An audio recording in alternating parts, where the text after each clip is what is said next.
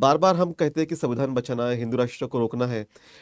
सरकार की तरफ से भी बयान आते हैं कि ये गलत एजेंडा किया गया। इवन जो बीजेपी की मीटिंग हुई वहाँ पुणे में, वहाँ पर भी कहा गया कि ये जो एजेंडा था, ये जो एक नैरेटिव बनाया गया, फेक था, फॉल्स था। आप क्या कहेंगे उस पर?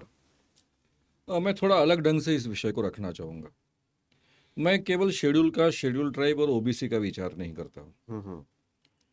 इस कॉन्स्टिट्यूशन ने जो 4 मूल्य हमें दिए हैं, उसमें हर व्यक्ति जो भारत में पैदा हुआ, चाहे वो राइट। ब्राह्मण समाज में भी पैदा हुआ, एग्जैक्टली।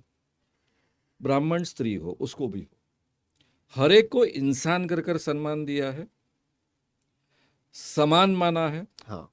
पॉलिटिकली समान माना है, विचारों के क्षेत्र में हर एक को अपना विचार व्यक्त करने का अधिकार है, अपना मत देने का अधिकार है, सरकार चुनने का अधिकार है।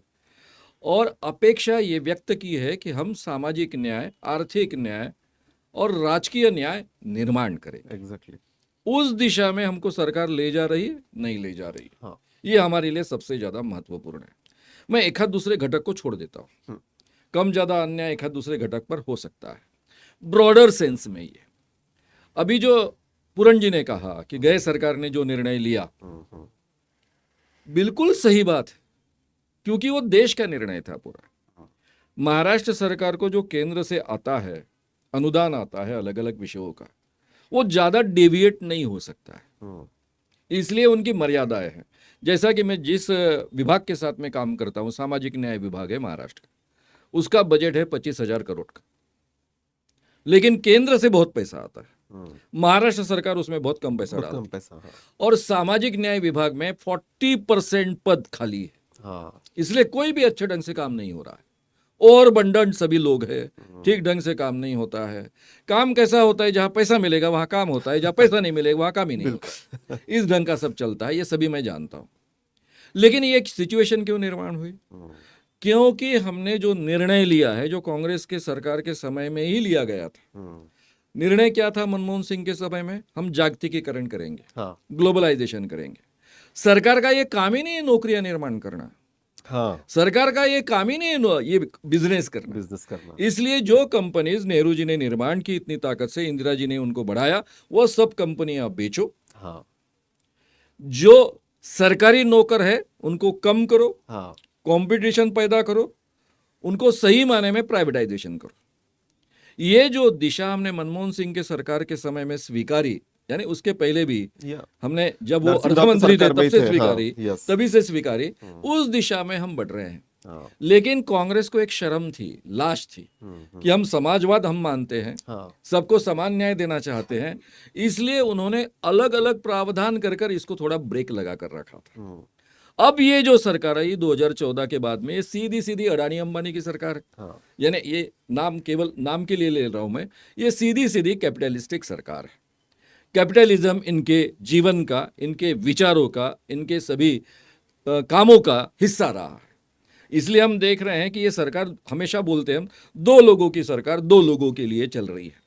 और हम देख रहे हैं कि 2014 में जब मोदी जी प्रधानमंत्री बने, तब अडानी की संपत्ति 7.1 अरब डॉलर थी।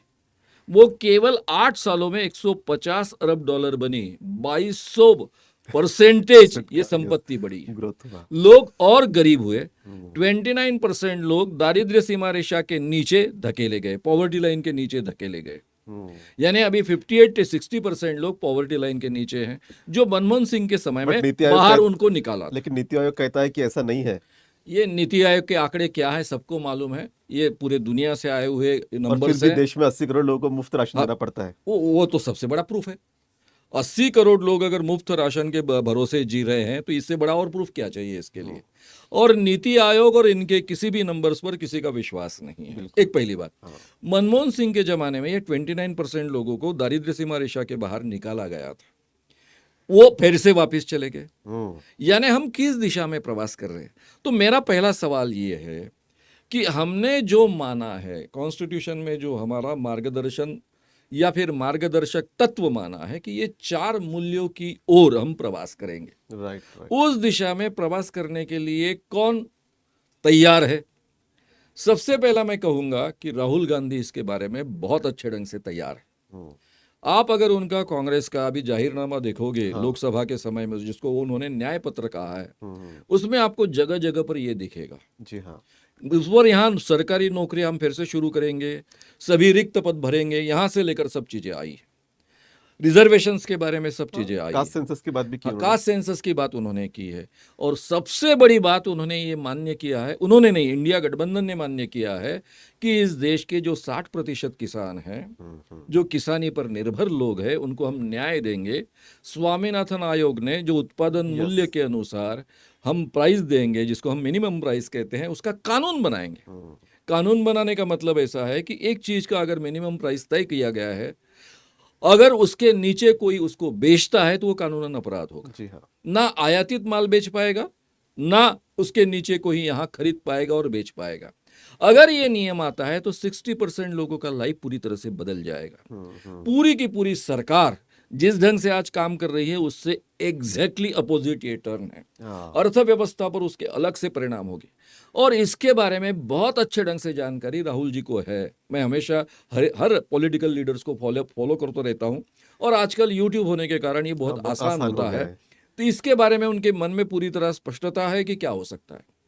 शरद पवार जी को इसका मतलब पूरी तरह से मालूम है। 1980 में मैंने उनको इंटरव्यू लिया था इस विषय पर, किसान जो है उसकी स्थिति आज क्या है। शरद जोशी, भीमा दांडेकर, उसमें शरद पवार थे, अहिल्या रांगणेकर जी थी, मृणाल गोरे जी थे। लेकिन ये तीन लोग मैंने देखा कि इनका ज्ञान कितना है।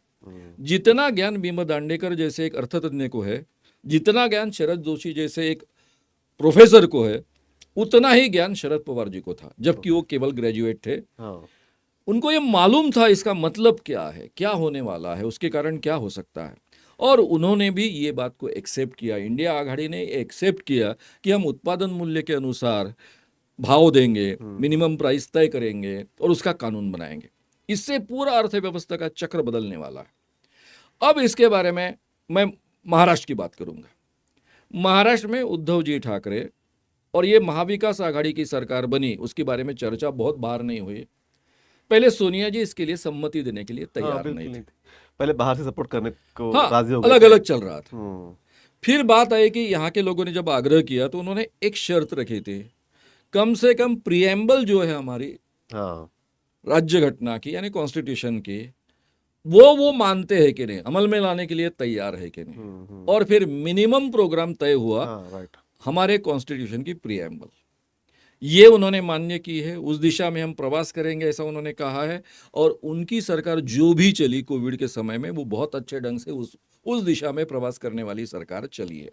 रहा एक सवाल ये ह्यूमन सरकारी, चेहरा दिखा उनका, उद्धव हाँ ठाकरे जी का। हाँ हाँ, और ये सब वो मानते हैं, किसानों के प्रॉब्लम्स के बारे में वो जागरूक है। शरद पवार जी इसके बारे में बहुत अच्छे ढंग से जानकारी रखकर उन्होंने ये मान्य किया। 1980 में मैंने जब उनका इंटरव्यू लिया था तब उन्होंने ये मान्य नहीं किया था। अच्छा, तब मान्य तब नहीं किया उन्होंने था। मान्य नहीं किया था। उनका कहना था कि नहीं, अगर औद्योगिक विकास होना है तो किसानों को कम दाम देना पड़ेगा, ज्यादा दाम इधर औद्योगिक मालों को देना पड़ेगा, उसमें से देश का विकास होगा। और एक बार बड़े पैमाने पर देश के पास में पूंजी इकट्ठा होगी तो धीरे धीरे वो किसानों तक पहुंचेगी। ये जो एक अर्थव्यवस्था के एक बारे में बात परसेप्शन की बनता जाती है। है, हाँ। ये उन्होंने कही थी। और तब मैंने लिखा था कि ऐसा होगा नहीं, क्योंकि ऐसा कभी होता नहीं अर्थव्यवस्था में। और इसलिए आज किसान इतने अड़चन में है, हाँ। कल जाकर ये किसान इतने बड़े पैमाने पर कर्ज में डूबेगा कि ये जाकर आत्महत्या करना शुरू करेगा। 1980 में आत्महत्या की कोई चर्चा नहीं नहीं थी, थी, सही और आगे चलकर ये बात सही हुई। बहुत ज्यादा। और अब अगर वो मान्य करते हैं इंडिया आघाड़ी के एक प्लेटफॉर्म पे कि हम सबको ये उत्पादन मूल्य के अनुसार, स्वामीनाथन आयोग के अनुसार 1.5 गुना भाव देंगे और उसका कानून बनाएंगे, तो उसका मतलब उनको बहुत अच्छे ढंग से समझता है। उन्होंने कमिट किया है, यानी अर्थव्यवस्था का चक्र उल्टा घुमाने की शर्त उन्होंने मान्य की है। जी। राहुल जी उसके बारे में पूरी तरह स्पष्ट है। बाकी इंडिया आघाड़ी के लोगों के बारे में मैं कोई आश्वासन देना नहीं चाहूंगा उनको। उसका इसका मतलब असर महाराष्ट्र पे क्या हो सकता है अगर बहुत suppose- बड़े पैमाने पर होगा। महाराष्ट्र में तो सबसे बड़ी समस्या है किसानों की, हम्म, 60% की ये समस्या है। अगर उत्पादन मूल्य के अनुसार भाव देने का तय करते हैं तो बट वो तो ये केंद्र निर्णय सरकार- तो केंद्र का केंद्र होगा, का है। यस। लेकिन उस दिशा में कदम तो रख सकते हैं। एक प्रेशर भी आएगा अगर यस, सरकार बिल्कुल बदलती है तो। करेंगे। ये बहुत बड़ा निर्णय होगा। हाँ। और इसके लिए ये तीनों लोग आश्वासन केवल देने वाले नहीं हैं, तो उसके बारे में वो आग्रही है। जी। और इसलिए हमें आशा की किरण है। कम से कम इन जैसे तो नहीं है ना। बिल्कुल। रहा सवाल हमारे जो पहले बार सवाल निकला हाँ, कि ये जो सोशल सिविल सोसाइटी है उसका प्रेशर रहना चाहिए। हाँ, ये प्रेशर कब रहेगा? तभी रहेगा जब इनको चुनाव में हम गिरा सकते हैं और उठा सकते हैं। यस। इसका भान उनमें निर्माण होगा, तभी ये सिविल सोसाइटी का प्रेशर रहेगा। क्योंकि हमेशा चर्चा होती है कि कांग्रेस भी वही है बीजेपी की तरह, और ये भी नहीं है, मैं जाहिर तरीके से कहता हूं। अच्छा। कांग्रेस ने चाहे उतनी गलतियां की होगी, चाहे उतना भ्रष्टाचार किया होगा, हाँ, चाहे उतना कुछ किया होगा, लेकिन वो संविधान के मूल्यों के खिलाफ उन्होंने कोई निर्णय नहीं लिया। इन्होंने संविधान के खिलाफ निर्णय लिए हैं। हम्म, ये बेसिक फर्क है। थोड़ा बहुत डिविएट होना ये अलग बात होती है, यस। और चक्र उल्टे घुमाना ये अलग बात उनके होती है। विचारधाराएं, थॉट है। यहाँ ये फर्क हमने समझ लेना चाहिए। बिल्कुल।